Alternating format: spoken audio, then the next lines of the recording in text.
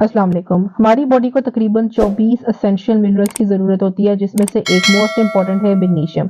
Magnesium हमारी body के अंदर तकरीबन 300 से ज़्यादा बायोकेमिकल फंक्शंस में इन्वॉल्व होता है, यानी कि 300 से ज़्यादा तकरीबन काम सर अंजाम दे रहा होता है, जिसके अंदर हमारी मसल्स को हेल्दी रखना, नर्व्स, बोन्स और हमारी ब्लड शुगर लेवल को मेंटेन करना भी शामिल है। मैग्नीशियम की डेली रिक्वायरमेंट होती है तकरीबन 420 mg, और अगर इसकी डेफिशिएंसी हो जाए तो उसके बाद जो साइंस और सिम्टम्स नजर आएंगे, उसमें एक तो सबसे पहले आपको भूख कम लग सकती है, आपको नोजिया रह सकता है, मतली वगैरह हो सकती है, उल्टी भी आ सकती है, थकावट, फटीग रह सकती है, मसल स्पैज्म हो सकता है। और अगर ये चीज लॉन्ग टर्म चलती रहे तो आपको ब्लड प्रेशर, हार्ट डिजीजेस और डायबिटीज जैसे मसले भी हो सकते हैं।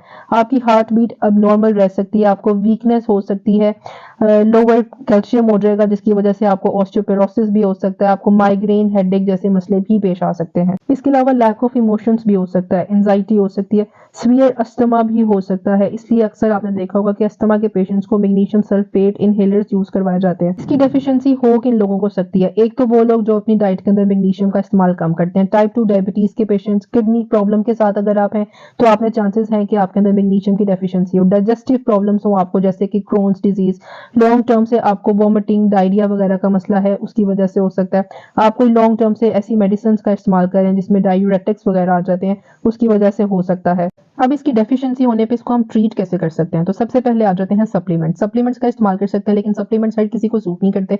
आपकी गट हेल्थ को डिस्टर्ब कर सकते हैं, जिसकी वजह से आपको डायरिया हो जाता है। और कुछ सीवियर केसेस के अंदर आपको बहुत ज्यादा डेफिशिएंसी है, तो उस सूरत में हम आपको आईवी ड्रिप्स भी लगाते हैं। लेकिन इसके सप्लीमेंट्स आपने जब ही इस्तेमाल करने हैं, आपने हमेशा किसी से कंसल्ट करके फिर इस्तेमाल करने हैं, क्योंकि ये बहुत ज्यादा डेंजरस भी होते हैं, आपके लिए बहुत ज्यादा पॉइजनिंग इफेक्ट भी रख सकते हैं। इससे आपको vomit, diarrhoea, abdominal cramps, irregular heart beat हो सकती है, और इवन अगर आप बहुत ज्यादा ओवरडोज हो गया तो इवन आपको कार्डियक अरेस्ट भी कर सकता है। इसलिए इसको ट्रीट करने का सबसे बेहतरीन तरीका ये होता है कि आप अपनी डाइट के अंदर मैग्नीशियम रिच फूड्स का इस्तेमाल करें। फूड्स में सबसे पहले आ जाते हैं नट्स। नट्स में अगर हम देखें तो आलमंड्स आ जाते हैं। आलमंड्स अगर आप 1 ounce आलमंड्स का इस्तेमाल करते हैं तो तकरीबन आपका 20% रिकमेंडेड डेली अलाउंस से पूरा होगा। कैश्यूज 28 ग्राम इस्तेमाल करते हैं तो इससे भी आपका 20% रिकमेंडेड डेली अलाउंस पूरा होगा। इसके अलावा इनके अंदर फाइबर, गुड फैट्स आपके ब्लड शुगर लेवल को भी कंट्रोल करेगा और आपके कोलेस्ट्रॉल लेवल को भी कम करेगा। फिर आ जाते हैं सीड्स। सीड्स में flax seeds, chia seeds, pumpkin seeds, ये तकरीबन आपका 40% आरडीए को पूरा करेगा। इसके अलावा इसके अंदर iron, omega 3 fatty acids, antioxidants और गुड फाइबर्स भी पाए जाते हैं।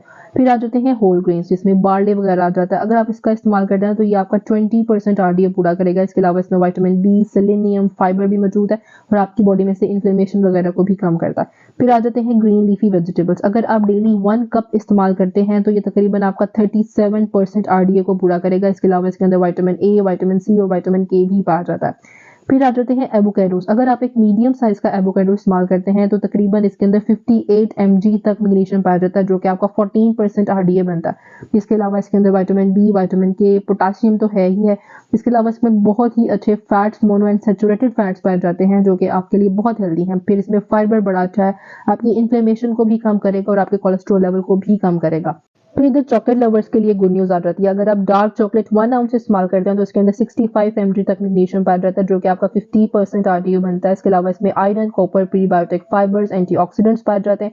आपकी हार्ट हेल्थ के लिए बहुत अच्छा है, क्योंकि इसके अंदर फ्लेवोनॉल्स पाए जाते हैं। लेकिन उसके लिए शर्त यह है कि आप ऐसी चॉकलेट का इस्तेमाल करें जिसके अंदर 70% कोकोआ सॉलिड्स पाए जाते हैं। इसके अलावा फैटी फिशेज आ जाती हैं, जिसके अंदर प्रोटीन बड़ा अच्छा पाया जाता है, तकरीबन 100 ग्राम्स प्रोटीन पाया जाता है। फिर इसमें 7% तक मैग्नीशियम पाया जाता है, जैसे कि सैल्मन फिश वगैरह होगी। इसके अलावा इसमें सेलेनियम, विटामिन बी बड़ा अच्छा पाया जाता है। इसके अलावा कुछ और चीजें हैं जिसके अंदर बहुत अच्छी क्वांटिटी के अंदर मैग्नीशियम पाया जाता है, जैसे कि बनाना, मिल्क, योगर्ट, बीन्स वगैरह।